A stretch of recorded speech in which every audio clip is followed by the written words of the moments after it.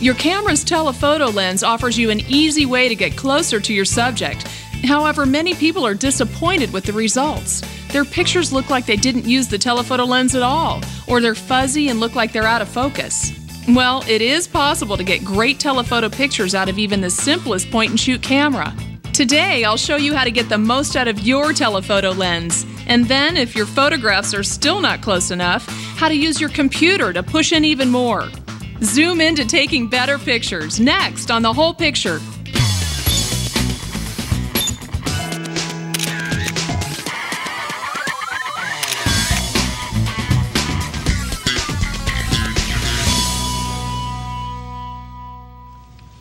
Welcome to The Whole Picture. I'm Erin Manning. You know, most cameras have a zoom lens, but having a zoom lens doesn't always ensure you get a better picture. You know, a zoom lens is similar to a pair of binoculars. With binoculars, you have two lenses that work in conjunction with each other to magnify your image and focus it back into your eyes. Well, same thing with a zoom lens. The further apart the two lenses are within this zoom lens, the greater the magnification. So for instance, if I zoom in on my subject, it's magnified. I zoom out, and the magnification is reduced. Now, did you also know that digital cameras have an X rating, like 2X or 4X, etc.? Well, it means 2 times or 4 times, and that's not really directly related to the focal length of the lens. All it means is the lens is 4 times longer than the shortest length on the lens. Now, here's where it gets really tricky. With digital cameras, you have something called digital zoom. Now, this manufacturer has a camera with 8 times digital zoom and 3 times optical zoom for a total zoom of 24 times. Basically, when shopping for a camera, just remember that optical is optimum. Now, with an optical zoom, you're actually magnifying in using the camera's optics. With digital zoom, all you're really doing is enlarging the composition right in the middle and enlarging that digitally, which is really inferior to optical zoom. Now, as a professional photographer, I always turn off my digital zoom. Here's a picture I took using optical zoom, and you can see where I blurred out the feet in the foreground, and I was able to zoom all the way down to the end of the couch and focus in on her face. Now, here's another photograph I took using optical zoom, and you can tell that the flower is really focused in on and everything else in the background is blurred out. That way I'm really able to take it out of the background. What most people don't realize is that they can use their zoom lens to really isolate their subject from the foreground or the background. Hey David, how are you? Hey Erin. This is David Johnson. He's one of my students, and David's been having a hard time using his zoom lens and really focusing in on the birds in his backyard. That's right. Well, here's a picture I took, and I was able to zoom in on this flower because I had a very strong zoom lens. So I was able to blur out the background and isolate it. Yeah, it's pretty clear. Let's take a look at some of your photographs. Okay, looks like a bird, I think. It is. You weren't really able to get close enough to him to get much detail. Let's take a look at the other photograph. Okay, kind of nice artistically. You're able to get closer to the bird, but I'm guessing that your camera flipped over into the digital zoom mode, which explains why it's pixelated and blurry. But don't worry, today I'll teach you some techniques so you can take great pictures using your zoom lens. All right. Okay, so the first thing I'm going to teach you is the downside of using your zoom lens. And that way you can avoid any problems in the future and won't take any bad pictures. Then I'll show you the upside of using the zoom lens. That'll be great. That way you can optimize your photographs. Then I'm also going to tell you about using the digital zoom and why it's usually a good idea just to turn it off. And finally, we'll come back here to the studio and I'll teach you about how you want to zoom in on your picture and crop it using software in the computer. That'll be fun. Okay? Now, before we go, I should mention, whenever you're learning photography, it's always a good idea to have a stand-in as opposed to the real thing. That way you can practice, because you never know what might happen. So before we head out, let's grab my stand-in birds. Okay, let's go. How many times have you taken your pictures home only to discover that the zoom lens magnified more than just your subject? Up next, you'll learn how to avoid the downside of your zoom lens.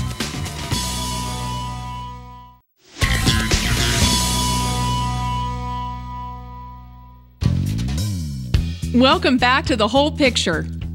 David Johnson loves to sit in his backyard and use his telephoto lens to get close up to birds.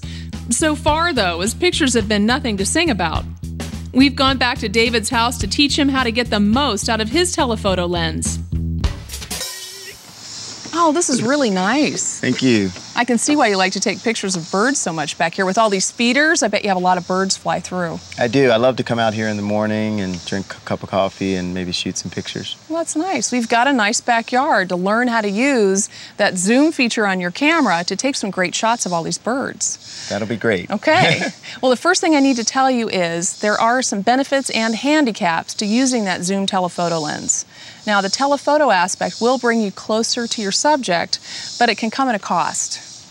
Because telephoto lenses tend to magnify everything, including your camera shake. So if you're trying to zoom in close to your subject and you're not using a tripod, you're going to get some camera shake. And my pictures are always fuzzy. Well, that can be a problem. And remember that picture you showed me back in the studio where the bird was a little out of focus? Yes. That's a perfect example of how you were zoomed in close to the subject, but you didn't use a tripod. And that's why it turned out a little bit blurry. Okay, that makes sense. Yeah, so I can see there aren't too many birds flying around right now. So let's try and use our stand-in bird that we brought and go ahead and put him on the branch here, and I'll illustrate another problem that can occur with a zoom telephoto lens. To get professional-looking telephoto pictures, it's important to understand the downside of a zoom lens. Zoom lenses create a certain amount of distortion in your pictures. There are two main types to watch out for. When you're up close to your subject and zoomed all the way out, watch for what's called barrel distortion. That's where things tend to be a little stretched out around the edges or bulge in the middle. If you're zoomed all the way into your subject, the lens will compact everything and make it look like things are closer together than they really are. Another problem to look out for is camera shake. When you zoom into a subject, because of the way the lens works, the amount of light that hits the sensor is reduced, forcing your camera's shutter speed to slow down. When your shutter speed goes below 250th of a second, there is the possibility that you'll see movement of the camera as blur in your pictures. When possible, use a tripod to help stabilize your camera so that you'll minimize the potential for camera shake. Another thing that most people don't realize is, when you zoom in, everything is magnified, even the dirt on your lens. As a professional, I always keep a lens cleaning cloth with me and clean my lenses often.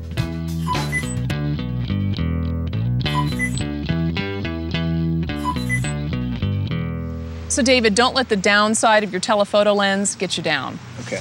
Because the fact is, with these lenses, they give you a lot more than you lose.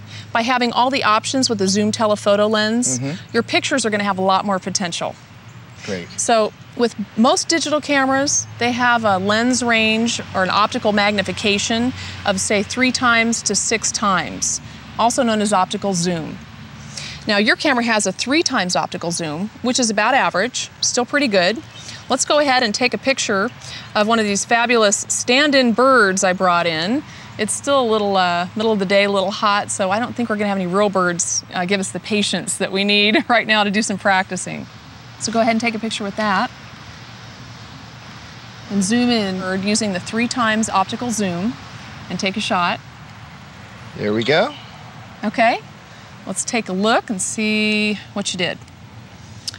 Okay, now you capture the bird in its surroundings. The only problem is there's a lot of surrounding here, so we weren't really able to zoom in as much as we probably wanted to isolate the bird in the environment. Now, do I need to invest in greater zoom?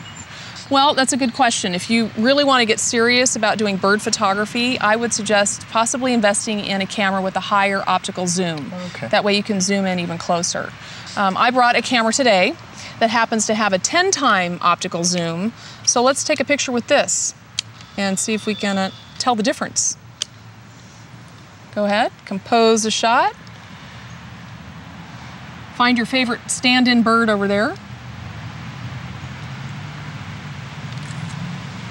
Okay. Why don't you hold this one and we'll do some comparisons here. Can you see the difference? Oh, that's incredible. It is. Now, the 3 times optical zoom is just not as close, and with the 10 times, we're a lot closer. Start with the right equipment. When purchasing a digital camera, buy the highest level of optical zoom you can afford. Then, don't make the mistake most amateur photographers make by just standing in place, zooming all the way in, and taking the picture. Those pictures typically end up with a lot of clutter and no distinguishing point of interest. No matter what level of zoom you have, to get the most out of your lens, move in as close to your subject as possible before using your zoom. Then, use the zoom lens to select a small part of your scene that you want to be the point of interest. That's one way to isolate your subject so that it stands out from the distracting objects around it.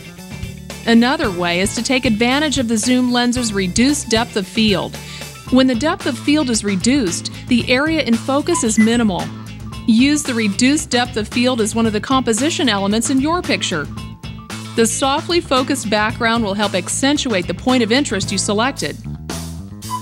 If you want to learn more about using your zoom lens, log on to our website at DIYnetwork.com. While you're there, check out some of the other pictures we shot today. David is definitely getting closer to the pictures he really wants. Up next, I'll show him why sometimes using digital technology still isn't clear.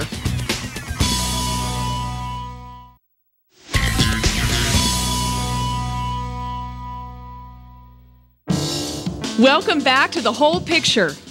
Getting the most out of your zoom lens is easy. You just have to understand the ins and outs of taking great zoom pictures. The zoom gives you the unique ability to really focus on your subject and isolate it from the background. But remember, everything is magnified, including the dust or dirt on the lens. Now, what about using digital zoom to get even closer? I'm Erin Manning, and I'm teaching David Johnson how to use the zoom lens on his digital camera to capture professional-looking photos in his backyard of the birds. Now, in this case, we have stand-in birds we brought from the studio. Now, David, how do you feel about this telephoto lens and everything you learned today? Well, it's been great and pretty informative, but what about the 12 times zoom I thought came with my camera? Well, I can see where that might be a little confusing because I remember the picture you brought into the studio earlier today. Remember the bird was looking a little blurry? That's right. Okay, well that's because when you were zooming in to take that picture, you exceeded the optical zoom in your camera and something called digital zoom kicked in. What's digital zoom? Well, digital zoom is a trick that your camera uses to make it appear as though you're getting closer to your subject. When in fact, what it's really doing is just cropping the image and showing you the result of the magnified image right in your camera. Okay. And that's why your picture turned out looking pixelated and blurry. Oh, you mean like camera shake? Exactly. But you know, you can always turn off that digital zoom on your camera. And as a professional photographer, I would never use digital zoom because I like to download the images to my computer where I have a lot more control over working with them. Now, you download your images to the computer too, right? Yes, I do. Yeah. Okay. Well, there's probably not any reason that you would want to use the digital zoom. The best way to see the difference between optical and digital zoom is to take one picture at the maximum length of your optical zoom, then continue to zoom in until your digital zoom kicks in. Usually the camera will have some indication that you're using the digital zoom. Take the same picture at the maximum digital zoom, then compare the two pictures.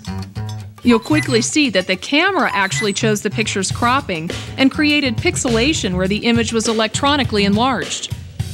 If you have to use the digital zoom, keep it to the absolute minimum and use the highest resolution your camera offers. But if you're not going to use the digital zoom, do what the professionals do and turn it off. Turning off digital zoom is easy. Just navigate to the digital zoom function in your camera's menu system and choose off. Then put the camera back into camera mode. Be sure to check to see that the digital zoom does not kick in anymore.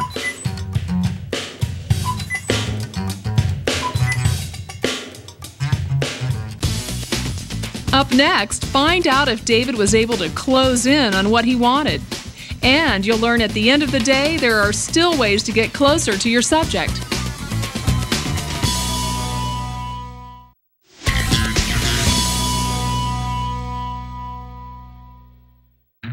Getting close to your subjects is easy when you know how to use your zoom lens.